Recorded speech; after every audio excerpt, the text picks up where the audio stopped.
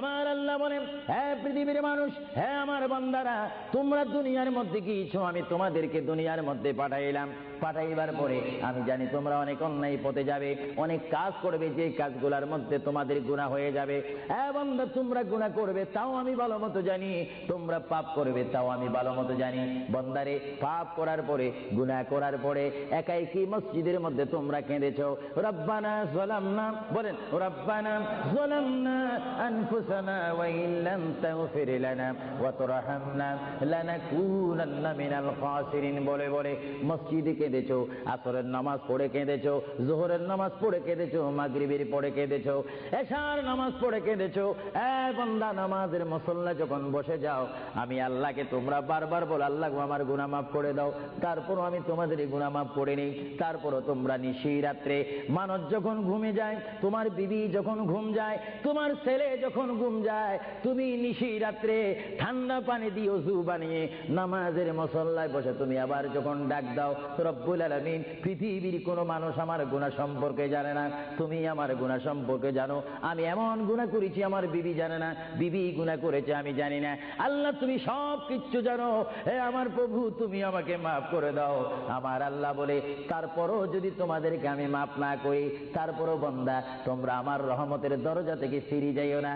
আমি তোমাদেরকে হুকুম দিচ্ছি, ওয়ালাউ আন্নাহুম ইয যালামু আনফুসাহুম জাউকা, বান্দারে, যদি গুনাহ করে ফেলো, আমার রহমত থেকে মুখ ফিরিয়ে তুমি চলে যাইও না। বান্দা, আকাশ পরিমাণ যদি গুনাহ করো, পাতাল পরিমাণ যদি গুনাহ করো, সাগরের পানি পরিমাণ যদি গুনাহ করো, পাহাড় তুলনায় যদি তুমি গুনাহ করো, আমার দরবার থেকে তুমি নিরাশ হইও না। বান্দা, আমি তোমাকে একটি রাস্তা পাঠাই দিচ্ছি, একটি পথ তোমাকে আমি দেখাই দিচ্ছি।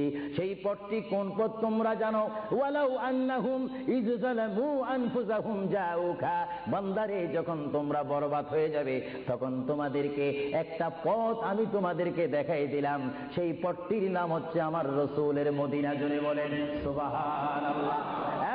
বান্দা, আমার নবীর দরবারে গিয়ে কেঁদে কেঁদে তোমরা বলো, ইয়া রাসূলুল্লাহ, ইয়া হাবিবাল্লাহ, আয়া আকা, ইয়া রাসূলুল্লাহ। আল্লাহ কোরআনে বলেছে, ওয়ালাউ আন্নাহুম ইয যালামু আনফুসাহুম জাউকা ফাস্তাগফিরুল্লাহ ওয়াস্তাগফার লাহুমুর রাসূল। আল্লাহ বলেছে, হে বান্দা, তোমরা ডানে না গিয়ে, বামে না গিয়ে, পিছে না গিয়ে, তোমরা সরাসরি আমার নবীর কদমে চলে যাও। আমার নবীর কদমে গিয়ে আমি আল্লাহর দরবারে তোমরা তওবা করো। তওবা করতে করতে তোমাদের চোখের পানি যখন বাইর হয়ে যাবে, আর ওই মুহূর্তে যদি আমার বন্ধু যদি তোমাদের জন্য আমার দরবারে সুপারিশ করে, আমি আল্লাহ তোমাদেরকে ওয়াদা দিয়ে দিলাম, গ্যারান্টি দিয়ে দিলাম, আমার রাসূল যদি তোমাদের জন্য আমার দরবারে সুপারিশ করে, সঙ্গে সঙ্গে বান্দা, তোমার অতীতের জীবনের কবিরা সগীরা গুনাহ মাফ করে দেব। জোরে বলেন সুবহানাল্লাহ। আরো জোরে বলেন সুবহানাল্লাহ। আমার আপনার গুনাহ মাফ করার জন্য রাসূলুল্লাহর দরবারে যাওয়ার দরকার আছে কিনা? চিৎকার জীবন আছে কিনা? এটা কোরআনের অপব্যাখ্যা নয়, কোরআন শরীফের আয়াত। ওয়ালাউ আন্নাহুম ইয যালামু আনফুসাহুম জাউকা, যারা তাফসীর পড়েছেন, তাফসীর জালালাইন পড়েছেন, টাইটেল পড়েছেন, বুখারী পড়েছেন, মুসলিম পড়েছেন, ইবনে মাজাহ পড়েছেন, সিয়া সিত্তা পড়েছেন, হাদিস পড়েছেন, ইজমা পড়েছেন, কিয়াস মেনেছেন, উসুল